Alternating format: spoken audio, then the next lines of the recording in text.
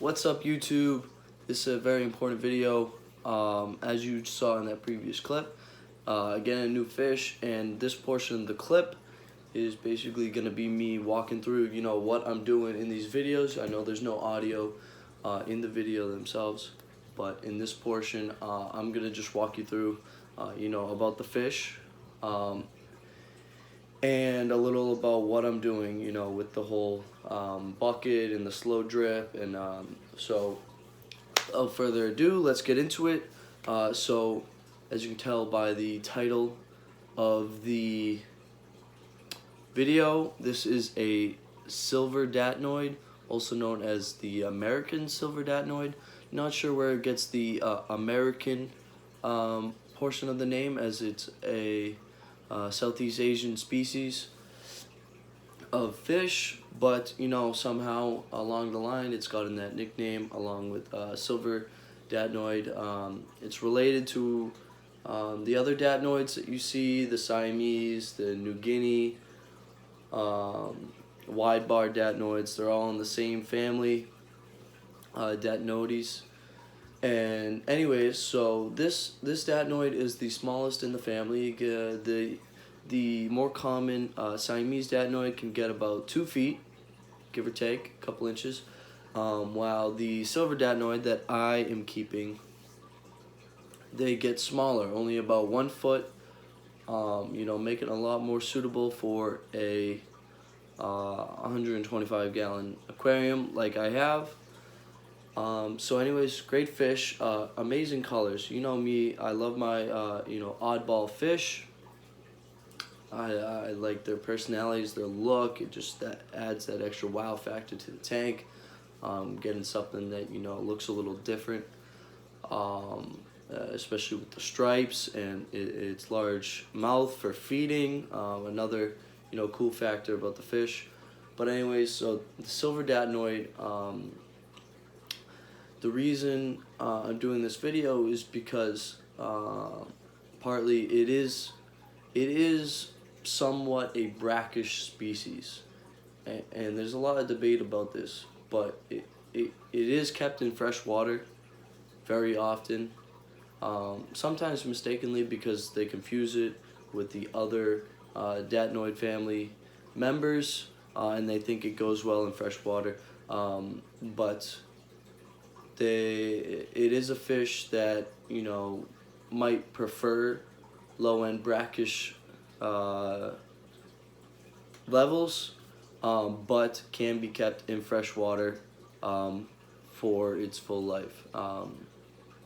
And I put a lot of research into it, looking around, getting some information on, one, how to keep it in fresh water, and two, if it's a long-term good thing. So yeah, so technically it is a brackish species, at least low end, but lives in fresh water for a very large portion of its life. It's probably a good 50-50 split in the wild, but as long as you keep your tank pretty crystal clear, up to par, you should not expect to see any problems in freshwater with this fish. They are a pretty adaptable species in terms of conditions.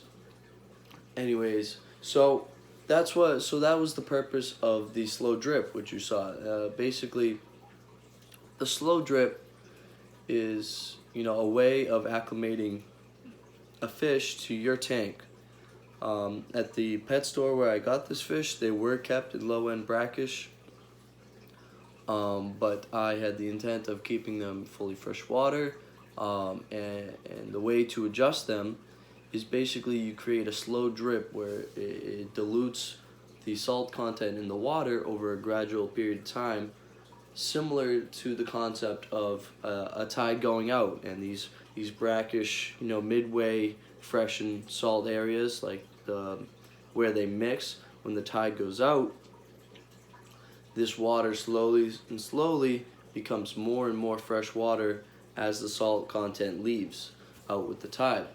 And so this slow drip basically you take an airline tube and you just start like up a vacuum, like how you do your water changes, etc.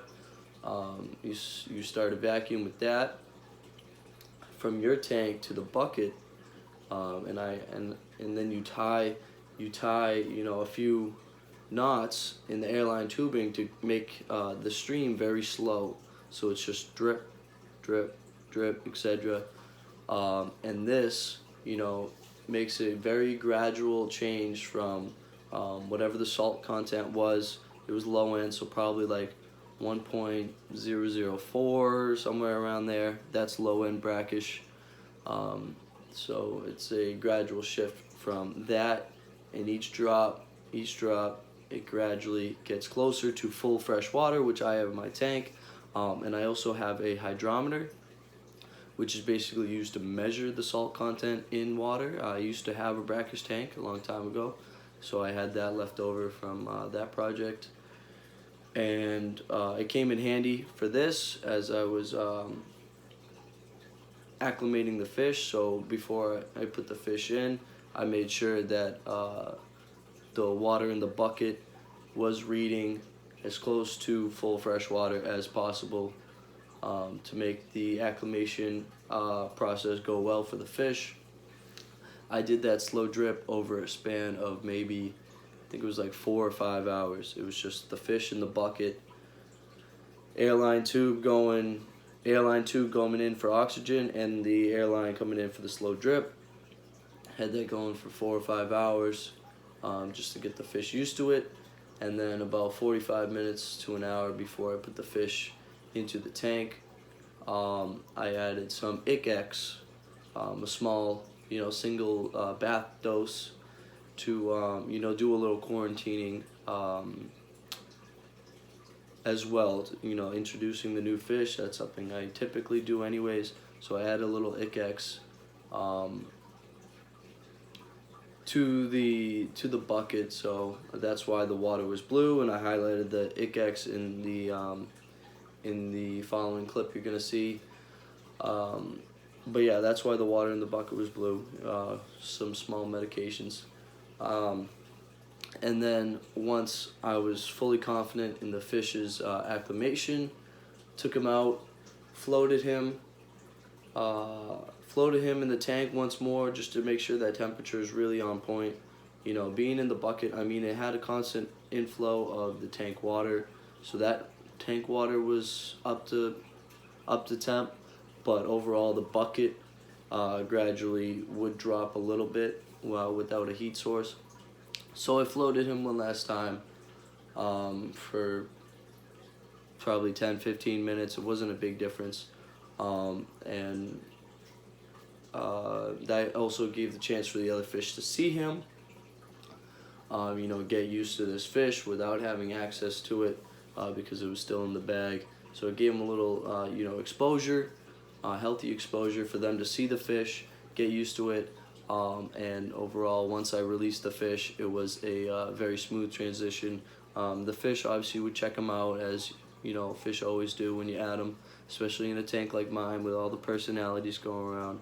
But it was a smooth transition, no signs of aggression, and the fish was doing very well. He was exploring his new home. But yeah, so that's what I wanted to break down in this video. I have the different clips, no audio, and so this is the audio substitute for those clips, breaking down what was going on, what I was doing, and how to go about if you have a brackish freshwater like fish that can go either way, or just in general. Slow drip, you can do that for full freshwater species if you just want to slowly acclimate them. There's no real reason to do that, because fish can take weeks to acclimate to like pH and everything like that anyways. But specifically for salt content, that's an easy way to slowly adjust them to full fresh water. I know people do the same thing. If you're keeping African cichlids, in the store, they might be sold in brackish conditions, or say they were sold, like they were just kept in freshwater tanks in the store, but you keep them in the proper brackish systems at home. That would be a way to acclimate them the other way to the salt content in your tank. So, you know, just a quick little way to go about that. And just to make sure the fish, you know, is happy, healthy, and, you know, gonna transition well to the new tank. So yeah, you do it nice and slow over a few hour span. Make sure that drip is, you know, probably like once or twice per second at the most, in terms of flowing out the airline tube. But anyways, without further ado, I'm going to give you the rest of the video, and you can see what I'm talking about more after I just explained it. And, you know, hoping for the best with this fish. It's going to be a monster, and I can't wait. Yeah, I'm excited.